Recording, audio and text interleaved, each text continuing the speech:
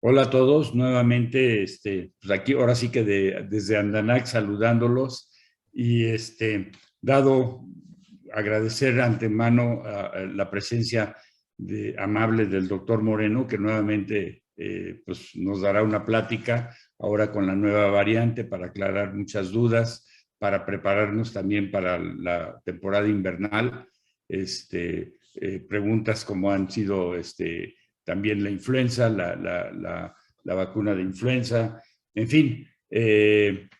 Doctor, nuevamente muchísimas gracias por ya ser parte de nuestra familia aquí en Andanac y en Izán. Y pues sin más, pues le dejo la palabra. Pues muchas gracias, Carlos. Es un gusto, sí me siento parte de la familia y pues yo creo, lo primero que quisiera decirles a toda la familia Andanac es que pues es muy importante que su empresa se preocupe por su salud y no hay mejor evidencia de eso, de este tipo de reuniones que hemos tenido para tratar de entender lo que está pasando. Creo que la mejor forma de saber cómo manejar una enfermedad es conociéndola, entendiéndola y saber sobre todo cómo prevenirla y de esto quiero platicarles un poco cómo estamos hoy, cómo vemos la situación de México hoy, qué podemos esperar en el futuro, qué amenazas hay y sobre todo cómo cuidarnos durante esta temporada invernal. Entonces voy a compartirles mi pantalla y empezaré con la presentación.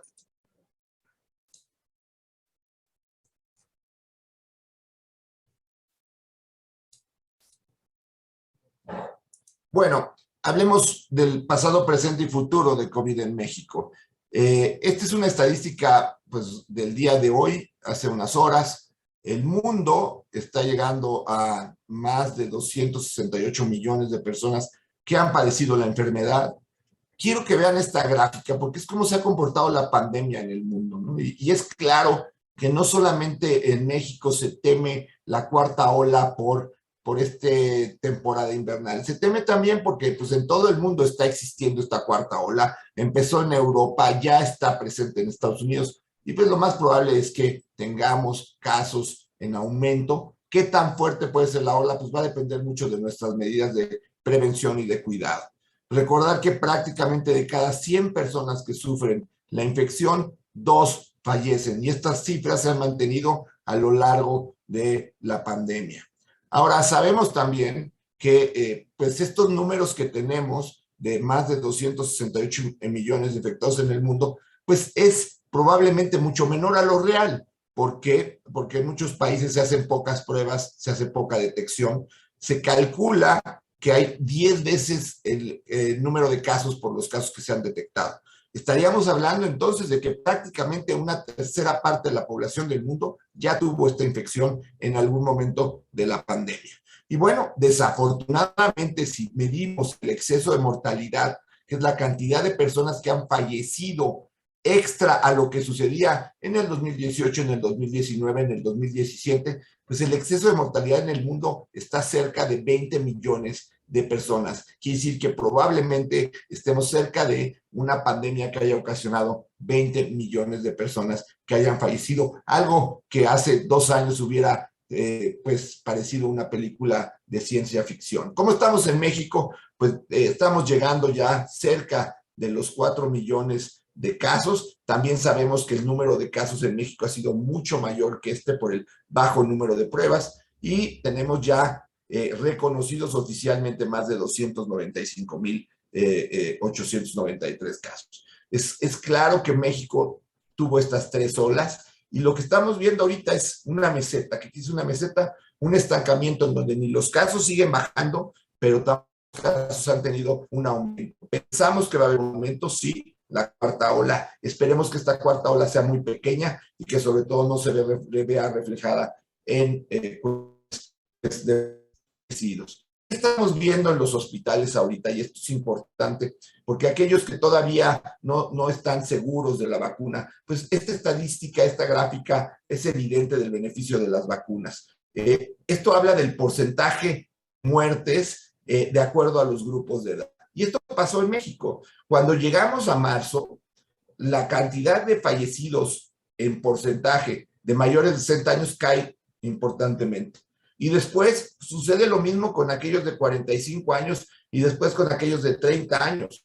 Y ahora lo que está haciendo es que empieza un repunte en los 30 años. ¿Qué pasa? Si ustedes ven aquí, inicia la vacunación y ahora sabemos que las vacunas duran aproximadamente 6 meses en empezar a perder efectividad. No quiere decir que a los 6 meses ya no te sirva la vacuna, quiere decir que empieza a perder efectividad y empezamos a ver un repunte de casos en el porcentaje de fallecidos de más de 60 años. Ahora, algo que es muy importante ver es que la enfermedad cambió.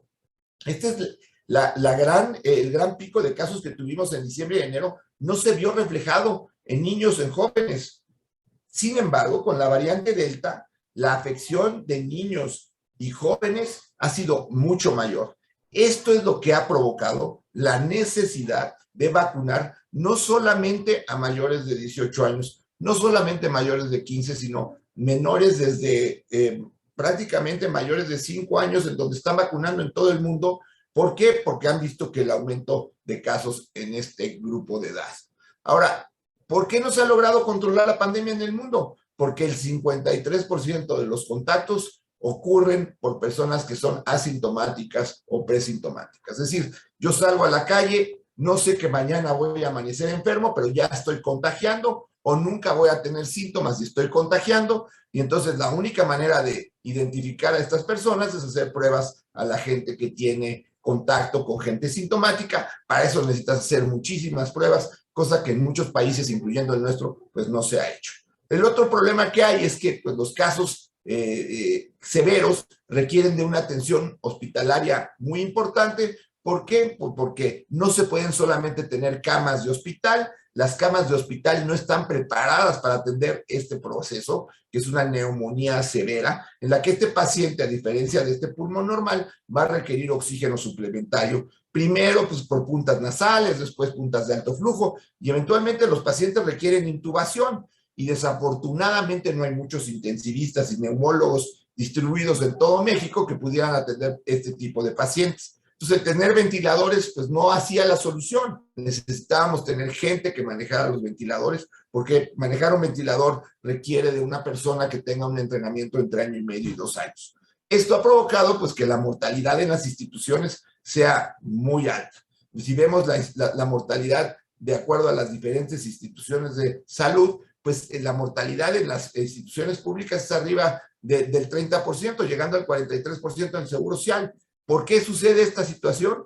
Pues porque estos hospitales, muchos de ellos no estaban preparados para atender pacientes con estas naturalezas, estaban preparados para atender pacientes de otras enfermedades y de un momento a otro se convirtieron en hospitales COVID, no teniendo la infraestructura y pues la mortalidad fue muy alta.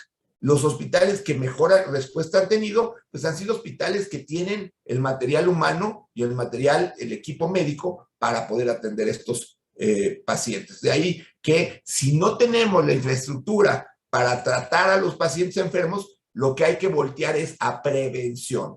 ¿Y cómo tenemos que prevenir? Bueno, conociendo primero la enfermedad, sabiendo qué medidas son útiles para que la enfermedad no siga dispersándose. Sabemos que la enfermedad es una enfermedad respiratoria y se transmite a través de esas gotitas pequeñas que uno elimina al hablar, gritar, cantar, reír, estornudar, toser, y que van a permanecer en un sitio cerrado por largo tiempo. Es como el humo del cigarro de una persona que está fumando, pues evidentemente en un tiempo corto, ese cuarto en donde está esa persona se va a llenar de humo. Lo mismo sucedería con el virus, lo que pasa es que no lo vemos. Entonces, ¿cómo evitar que haya humo en ese lugar? Pues se abre la puerta, se abren ventanas o se saca a la persona que está fumando. El problema aquí es que no sabemos quién es el que tiene el virus y lo que nos queda es abrir estos espacios, disminuir la cantidad de gente que está en esos espacios. ¿Para qué? Para que no haya esta posibilidad de tener estas gotitas suspendidas en el aire y que contagien a otras personas. También te puedes contagiar si estás en contacto directo con una persona que está infectada y tú no traes cubrebocas. Por eso hay que mantener el uso de cubrebocas y mantener un aseo de manos, porque cuando tú toses y lo haces directamente en tu mano, pues puedes al darle la mano a otra persona, contagiarlo. Es decir, la mascarilla, el cubrebocas que cubra la nariz y la boca, el lavado de manos, el mantener distancia, el tener espacios ventilados, pues es la medida que nos va a ayudar a evitar que se siga propagando el virus. No hay que sanitizar el súper, no hay que tener tapetes sanitizantes, no hay que tener arcos sanitizantes. Eso ya sabemos que no sirve de absolutamente nada. Lo que hay que hacer es evitar la transmisión respiratoria. Ahora, ¿qué es este aparatito que les pongo al lado? Se llama capnómetro. ¿Y qué sirve? Bueno, si ustedes están por tener una reunión en una oficina y esa oficina va a tener 4 personas y ustedes abren la puerta y quieren saber qué tan bien ventilado está el lugar, qué tan seguro es el lugar, pues pueden poner este aparatito que puede ser transportable y que mide la cantidad de emisiones de dióxido de carbono. Si las emisiones de dióxido de carbono van por arriba de 700, quiere decir que ese espacio está demasiado contaminado. CO2 es lo que nosotros sacamos al respirar, por lo tanto, pues es algo que analógicamente puede ser como el virus que está saliendo de alguna persona que esté contaminada. Se pueden conseguir y se pueden llevar a diferentes aulas, oficinas, para ver que los espacios estén bien ventilados. Por otro lado, pues no deja de ser, después de la vacuna, el uso de cubrebocas, la medida más importante para evitar la transmisión de la enfermedad. Entonces, aunque estén vacunados, hay gente que vacunada tiene contagios y puede contagiar. Usemos cubrebocas, sobre todo en espacios cerrados, sobre todo si vamos a ver a gente que no conocemos, si la gente con la que vamos a estar no está vacunada. ¿Por qué? Porque esto puede evitarles un contagio a ellos y evitar que tengan pues una mala evolución. Muy importante recordar que si tú estuviste en contacto con una persona que tiene COVID, no corras a hacerte la prueba inmediatamente. Tienes que dejar al menos 5 días si eres asintomático para hacerte una prueba. Si empiezas a tener síntomas, la puedes hacer el día que empieces con síntomas. Pero el periodo de incubación es de 5 días. Entonces, al 5.º día, hazte una prueba de PCR. Si la prueba de PCR es negativa, tú ya no te contagiaste de ese contacto. También es importante que esta persona le avise a sus contactos para que hagan ese aislamiento de 5 días y se hagan la prueba. Si sales positivo, entonces tienes que guardar 10 días de aislamiento para que no contagies a otras personas. Después del día 10, ya puedes salir, ya puedes estar realizando tus actividades normales sin necesidad de hacerte otro PCR, porque los fragmentos virales pueden durar en la vía respiratoria por largo tiempo. Entonces es muy importante conocer esta gráfica para saber que si tú llegas a estar contagiado, te mantengas aislado el tiempo suficiente y que las personas a las que hayas estado en contacto con ellas, les avises y se mantengan aislados 5 días, se hagan la prueba y en base a eso decidan si pueden seguir con su vida normal o si tienen que mantener aislamiento. Es importante que hemos aprendido ya con el tiempo cómo evoluciona la enfermedad. La enfermedad tiene una fase viral en donde la persona contagia, que es esa fase de estos 5 días en donde uno puede resultar ya contagiado y empezar a tener virus replicándose. La buena noticia es que empezamos a tener medicamentos, incluso orales, que se van a poder empezar a utilizar en esta fase y que probablemente hagan que la enfermedad se corte en este tiempo. Ya hay 2 medicamentos aprobados y probablemente para mediados del año del 2022 estén disponibles. Ahora, la mayor parte de los pacientes llegan en un estadio avanzado donde pues son pocas las opciones de tratamiento y alta la mortalidad. Por eso es importante avisar para que la gente tenga oportunidad de hacer un diagnóstico temprano. Estos son los 2 medicamentos de los cuales se habla. Uno lo produce Pfizer, que se llama Paxlovid, y el otro se llama Molnupiravir y lo produce Merck. Ambos medicamentos no produjeron patente. ¿Qué quiere decir? Que cualquier laboratorio puede producir la fórmula si la logra copiar y entonces pues el mundo podría tener varios sitios en donde se produzcan estos medicamentos y de esta forma pues evitar que las personas con COVID progresen a neumonía y fallezcan.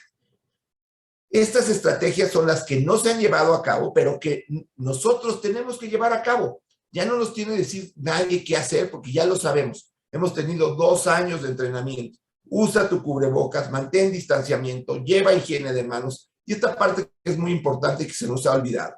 Si tú tienes COVID, avísale a tus contactos, porque de esa forma puedes evitar que ellos contagien a otras personas y también puedes hacer que ellos puedan recibir un seguimiento estrecho y iniciar antivirales de forma temprana, más cuando empieza a haber disponibilidad de ellos. Así es que hay que ser solidarios, usar cubrebocas, avisar y empezarse a tratar de forma temprana. Ahora, ¿qué puede suceder en un futuro? Pues muchas cosas pueden suceder. ¿Qué estamos viendo que podría suceder? Pues primero, que ha estado complejo llegar a esta famosa inmunidad de rebaño. ¿Por qué? Porque la inmunidad de rebaño requiere que la población en su mayoría llegue a mantener defensas en el mismo tiempo. Para que yo desarrolle defensas, para que yo desarrolle inmunidad, hay dos formas de hacerlo. Uno es enfermándome, curándome y desarrollar esas defensas. Acuérdense que el riesgo de esto es que de cada 100 que se enferman, 2 se mueren. La otra forma es, pues, a través de vacuna. Si yo me vacuno, yo no tengo que pasar por este riesgo y adquiero inmunidad. El problema es que la inmunidad, y lo que hemos aprendido durante la pandemia, no dura todo el tiempo. Y entonces, mientras no se logra una vacunación acelerada, pues cuando estás empezando a vacunar a grupos de edad que no han sido vacunados, a lo mejor ya personas que se empezaron vacunando hace más de 6 o 8 meses empiezan a perder la inmunidad. Y lo mismo sucede con personas que enfermaron. Ya tenemos personas que se han enfermado más de una vez de COVID. Entonces, el número de fallecidos que podríamos tener sería inmenso si todo lo dejamos a la suerte. Por eso hay que vacunarse. Hemos visto que incluso hoy en día no sabemos cuánto dura la inmunidad por COVID, porque, por ejemplo, con esta variante Omicron, se piensa que la inmunidad que era con la variante original de alrededor de 15 a 18 meses, pudiera ser de tan solo 4 meses. Así es que, ¿qué hay que hacer? Pues hay que seguirse cuidando para tratar de evitar enfermar y vacunarte para que la mayor parte de la población se mantenga inmune. ¿Cuándo ocurrió el primer caso de reinfección? Hace ya más de un año. Y ese caso nos enseñó dos cosas: que la inmunidad puede cambiar, que una persona se puede reinfectar y que además el virus con el que se puede reinfectar va cambiando con el tiempo. Una persona de Hong Kong se enferma en abril, se cura, viaja a España, por protocolo le toman una muestra y encuentran que otra vez tiene COVID. Y cuando ven el virus en su estructura, es diferente la segunda infección a la primera. ¿Qué fue lo que pasó? El virus mutó. ¿Y qué son las mutaciones? Son cambios en la estructura de todos los seres vivos. Los seres vivos seguimos teniendo mutaciones que nos hacen, pues, supuestamente más perfectos. Y si no, pues, ¿cómo es que una persona rompe un récord mundial 4 años después de que había roto el mismo récord mundial alguien en forma anterior? ¿Por qué? Porque vamos mejorando, vamos siendo más rápidos, nadamos más rápido, brincamos más alto y también mejoramos en nuestras capacidades tecnológicas, etc. El virus no tiene que correr más rápido ni nadar más rápido. El virus lo único que tiene que aprender a hacer es dividirse más rápido.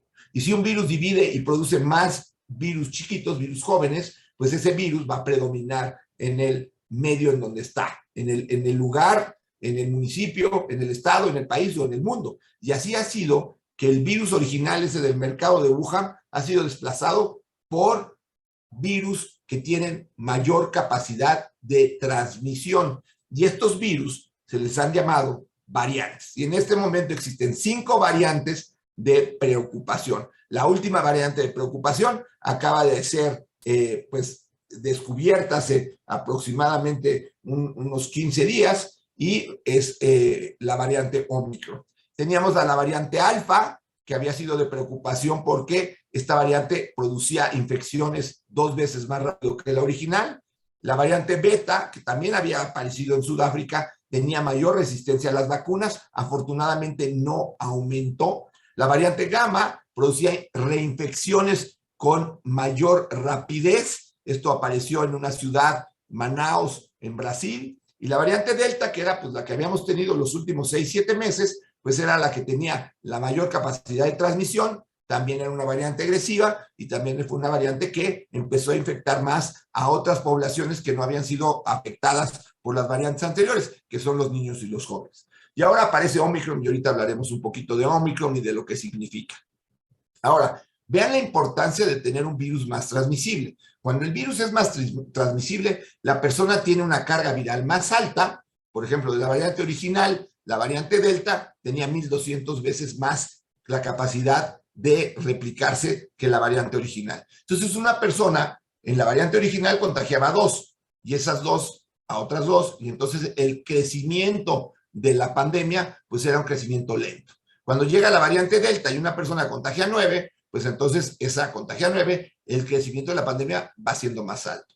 Y ahora hemos visto que la variante Omicron pudiera una persona contagiar a 18 o 20. Y entonces el crecimiento es totalmente exponencial, porque esas 18 contagian a otras 18 y en un número pequeño de días, pues la población resulta totalmente infectada por esa variante.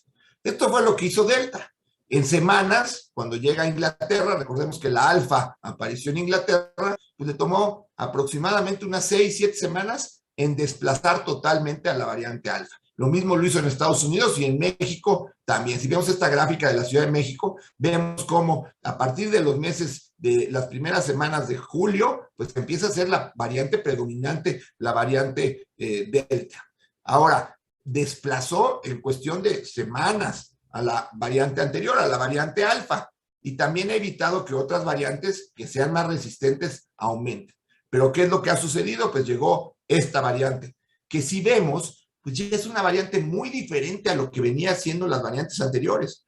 Y entonces, al ser muy diferente, pues puede tener características como mayor transmisión, como que puede evadir la inmunidad de las vacunas o evadir la inmunidad de infecciones previas, cuestiones que ahorita todavía no sabemos. ¿Qué es lo que sabemos de esta variante? Pues lo que hemos visto es que la variante se transmite mucho más rápido y entonces vean, lo que le tomaba antes a Delta desplazar a Alfa semanas, pues realmente en días lo ha hecho Omicron con la variante Delta. Prácticamente en los lugares donde ha aparecido, este fue el lugar original, Gauteng, una provincia de Sudáfrica, pues aquí realmente desplazó totalmente a la variante Delta en cuestión de días.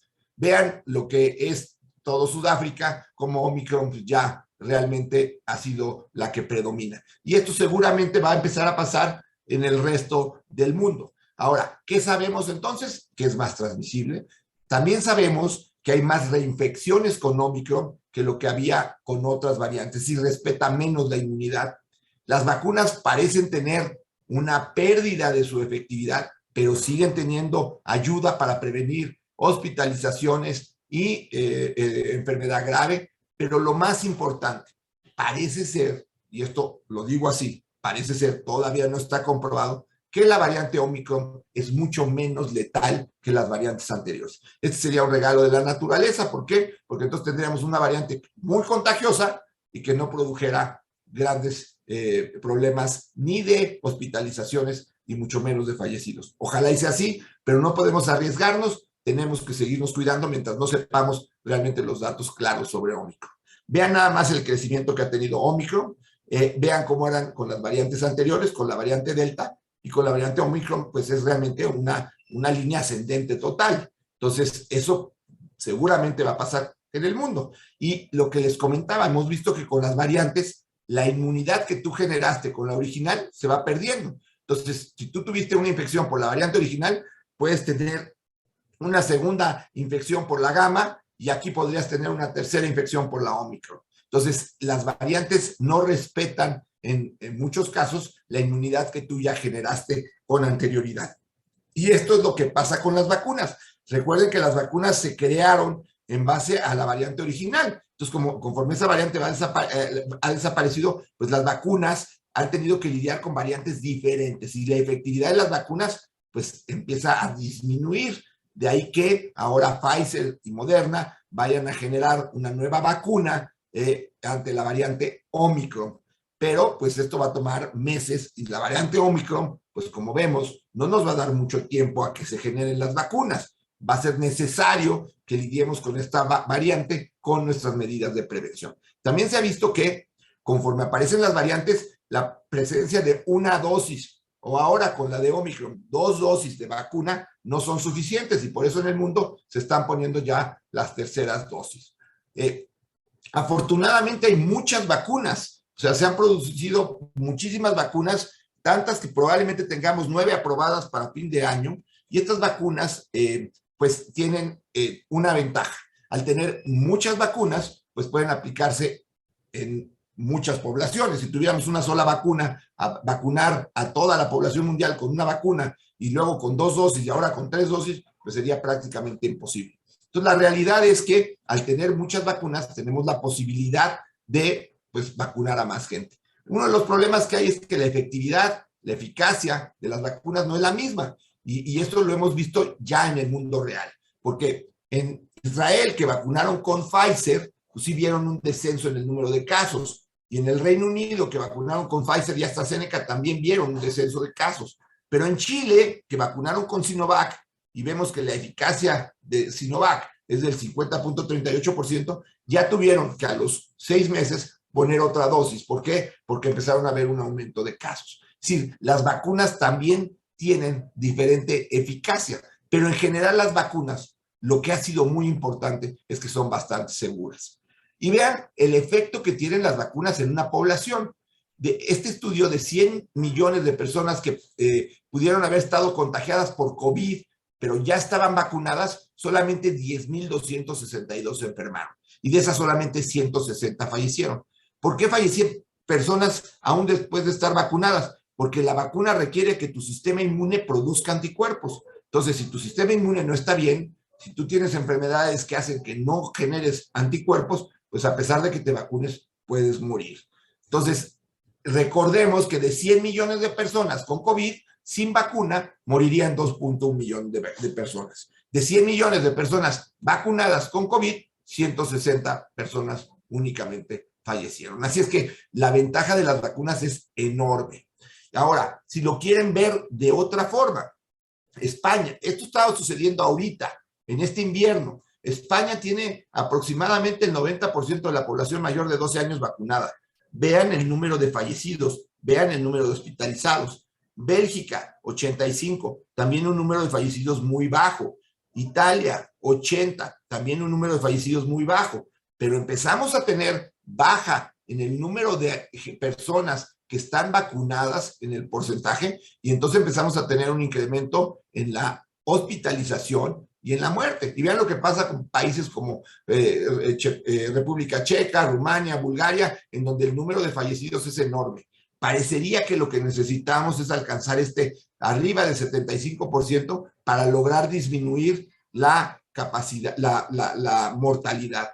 Recordemos que en México el 23% de la población tiene menos de 15 años. Por eso es tan importante vacunar a niños, porque si no vacunamos a niños, también va a seguirse replicando el virus en nuestro país. Ahora, la vacuna es segura. La vacuna se genera a partir de una porción del virus de RNA que hace que tú generes tus anticuerpos. Es decir, tú mismo produces, tú mismo haces la fábrica de anticuerpos. No es el virus completo, no es un microchip, no entra en tu núcleo, no te deja estéril y hay que tenerle confianza a las vacunas. Ahora, que las vacunas pueden tener algún efecto colateral, pues todo en la vida tiene riesgo. Si te subes a un coche, existe el riesgo de que choques o existe el riesgo de que tengas un accidente. Bueno, los accidentes con las vacunas también ocurren, pero ¿cuál es la frecuencia? Tanto miedo se generó a los trombos ocasionados por la vacuna de AstraZeneca. Son 4 casos en cada 1,000,000 de dosis aplicadas. Comparémoslo, por ejemplo, con anticonceptivos orales. Si 1,000,000 de mujeres que toman anticonceptivos orales, va a haber 1,200 casos de trombosis contra 4 casos de 1,000,000 de vacunas. O la gente que fuma, 1,763 casos de trombosis en 1,000,000 de fumadores. Y si tienes pánico a los trombos por AstraZeneca, pues tenle pavor al COVID, porque de cada 1,000,000 de casos de COVID hay 165,000 casos de trombosis. Así es que hay que tenerle confianza a las vacunas. Otros síndromes que se han presentado con las vacunas, como el síndrome de Guillain-Barré, ese es el 0.0007%. Recordemos que la mortalidad de la enfermedad es de 2.1%. Pues, comparado con estos números, la gran beneficio de las vacunas sobrepasa en mucho el riesgo. La miopericarditis que tanto se le ha atribuido a Pfizer y a Moderna, pues realmente han sido menos de 500 casos en más de 40 millones de dosis de vacuna aplicada. Así es que las vacunas son seguras. Ahora, tenemos otra buena noticia. Hemos visto que se pueden mezclar vacunas, porque eso se hizo desde principios del año con AstraZeneca y Pfizer, y se vio que generaran una misma protección que el utilizar 2 AstraZenecas o 2 Pfizers y que son seguras. y por necesidad, la falta de las segundas dosis de Sputnik que no llegaron a muchos países, pues tuvieron que utilizar combinaciones de Sputnik más Moderna o Sputnik más Sinopharma o Sputnik más AstraZeneca. Y lo que se ha visto es que las dosis combinadas son seguras. E incluso parecería que si mezclas plataformas pudieran ser más eficientes. Entonces, la buena noticia es que las vacunas se pueden mezclar.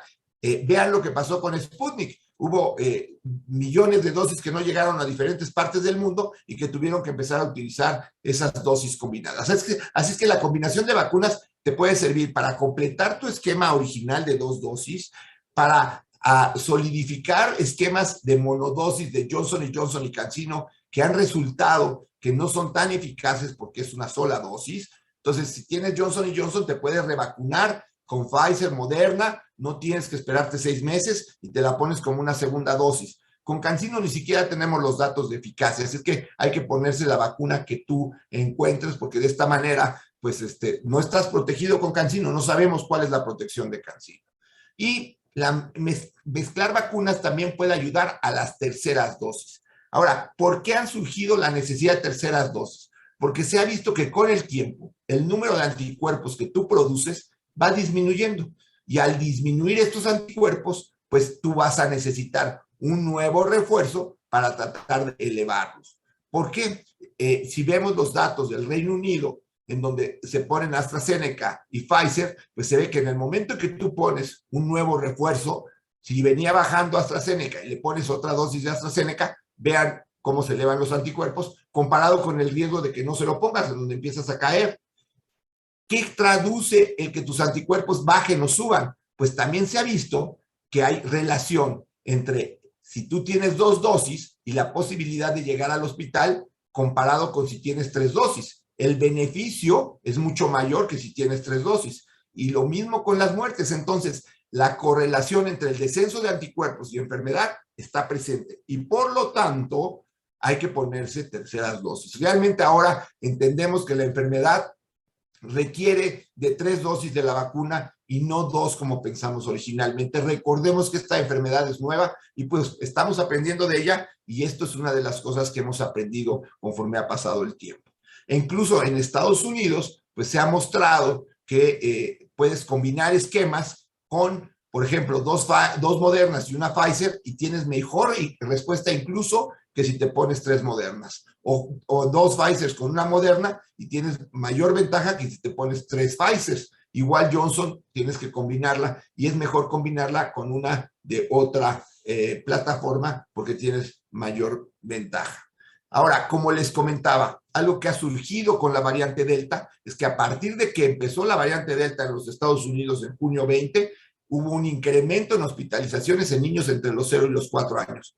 Y cuando comparas los jóvenes que decidieron no vacunarse con los que sí se vacunaron, se ve una disminución de hospitalizaciones en niños que sí fueron vacunados con aquellos que no fueron vacunados. Entonces, si no te vacunas y no vacunas a tus hijos, pues los estás poniendo en riesgo de que puedas tener problemas de COVID en ellos y que ellos tengan una evolución que no sea tan favorable. Ahora, prácticamente ya una persona de cada 2 en el mundo ha recibido la dosis. 55.4% de la población ha recibido al menos una dosis de COVID-19. Es decir, se han aplicado ya 8.32 billones de dosis, más dosis que los que existen, humanos que existen en el planeta. Recuerden que una dosis no es igual a un esquema completo. Entonces, lo que es importante ver aquí es que si las vacunas realmente tuvieran problemas, pues vean, 55.4 de personas vacunadas. Pues si esto provocara zombies, pues ya la mitad del mundo estaría zombie. Tengan confianza en las vacunas. Y hay países que ya tienen el 98, 90, 89% de la población vacunada, lo cual ha hecho que ellos empiecen a tener pues escuelas abiertas, mayor seguridad, etcétera. ¿Cómo anda México? Pues todavía nos falta mucho. México, a pesar de que tenemos ya 130 millones de dosis aplicadas, no llegamos ni al 50% de personas con esquema completo. Y hablamos de esquema completo cuando se hablaba de 2 dosis. Y vean, cuando son 2 dosis, pues sí se mantiene la baja hospitalización, pero cuando no son 2 dosis y nada más tienes una o no tienes ninguna, el riesgo de infección está alto. Entonces, por eso hay que apurarse a vacunar en México, porque sigue siendo un país que todavía tiene una baja porcentaje de la población vacunada. Ahora, ¿qué hemos aprendido de la enfermedad? Pues que somos vulnerables, que nos podemos enfermar, que no somos infalibles, que podemos enfermar y podemos contagiar a los demás, que hay que disfrutar lo simple de la vida. ¿Y qué es lo simple de la vida? El estar en contacto con la gente, pues que tú ves a menudo, que no hay que hacer reuniones con mucha gente porque corres el riesgo de tener problemas, que somos seres sociales, pero ahora nos toca ser seres responsables, que estar unos cuantos juntos es bueno porque evitas que al estar muchos, uno de ellos resulte infectado y de ahí haya un problema de salud en los demás. Que como país tenemos dos problemas muy grandes. Uno en el individual, en donde somos un país con alto grado de obesidad, que ha sido uno de los problemas graves de esta pandemia. Y la obesidad en juvenil infantil, somos el país número 1 del mundo. Entonces, por eso hay que cuidar esta parte una vez que la pandemia se resuelva. Y que como país tampoco estábamos muy preparados para una enfermedad que requiriera terapias intensivas. Entonces hay que mejorar los programas de salud, hay que mejorar los hospitales, hay que preparar mejor a los médicos, enfermeras, etc. Hay que entender que pues una de las situaciones tristes que hay es el poco apoyo que ha recibido el trabajador de la salud en México. Tampoco que somos el país que tiene el deshonroso primer lugar en médicos y enfermeras fallecidas en todo el mundo. ¿Por qué? Porque no recibimos el equipo de protección temporal, el equipo de protección personal a tiempo, porque a los trabajadores de la salud de medios privados no se les vacunó, y esto pues está generando que pues la mortalidad en este grupo sea mayor que en todo el mundo. Es algo pues triste, inaudito. No queremos medallas, no queremos premios, no queremos que nos llamen héroes. Queremos simplemente que se nos dé nuestro equipo de protección personal y que se nos vacune. Eso creo que es el mínimo derecho que tenemos a alguien que ha estado enfrentando la pandemia durante todo este tiempo. Ahora, ¿qué consejos les puedo dar yo a ustedes en lo individual? El más importante es momento ya de creer en la ciencia. Ya no le creas a aquel que no sabe, que te dice lo que tú quieres oír. Que hay que tener 3 dosis de vacuna porque ya sabemos que 2 dosis no te van a acabar protegiendo por todo el tiempo. Que puede ser la misma o puedes mezclar las vacunas. Hay que mantener las medidas de prevención, más aún si tú tienes alguna vulnerabilidad en cuanto a edad, en cuanto a peso, en cuanto a azúcar, hipertensión, etc.